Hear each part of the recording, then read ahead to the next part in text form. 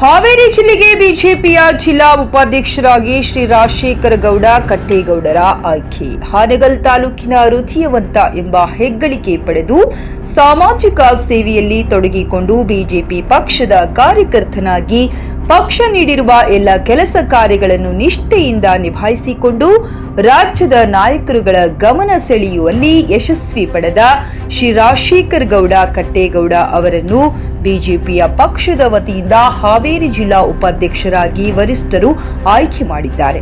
ವಿಷಯ ತಿಳಿಯುತ್ತಿದ್ದಂತೆ ಅಭಿಮಾನಿಗಳು, ಯುವಕ ಮಿತ್ರರು ಅವರ ನಿವಾಸದ ಕಡೆಗೆ ತೆರಳಿ ರಾಜಶೇಖರ ಗೌಡ ಕಟ್ಟೇಗೌಡರು ಬರುತ್ತಿದ್ದಂತೆ ಘೋಷವಾಕ್ಯ ಕೂಗುತ್ತಾ ಹರ್ಷ ವ್ಯಕ್ತಪಡಿಸಿ ಹೂವಿನ ಹಾರ ಹಾಕುವ ಮೂಲಕ ಸ್ವಾಗತಿಸಿಕೊಂಡರು. ತಾಲೂಕಿನ ವಿವಿಧ ಪಕ್ಷದ ಮುಖಂಡರು, ಕಾರ್ಯಕರ್ತರು ಆಗಮಿಸಿ ನೂತನ ಜಿಲ್ಲಾ ಉಪಾಧ್ಯಕ್ಷರನ್ನು ಸನ್ಮಾನಿಸಿ ಗೌರವಿಸಿದರು.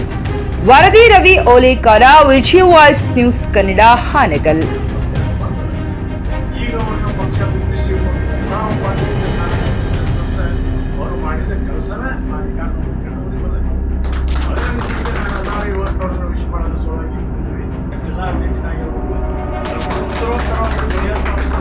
ಶಕ್ತಿ ಅವ್ರ ಹತ್ರ ಐತೆ ಅನ್ನೋದು ತಮಗೆಲ್ಲರಿಗೂ ಗೊತ್ತಿತ್ತು. ಅದು ಭಾಳ ಉತ್ತರದಲ್ಲಿ ಹೇಳ್ತಿದ್ದಾರೆ, ಎಲ್ಲ ಭಾಳ ಹೇಳ್ತಿರ್ತಾರೆ.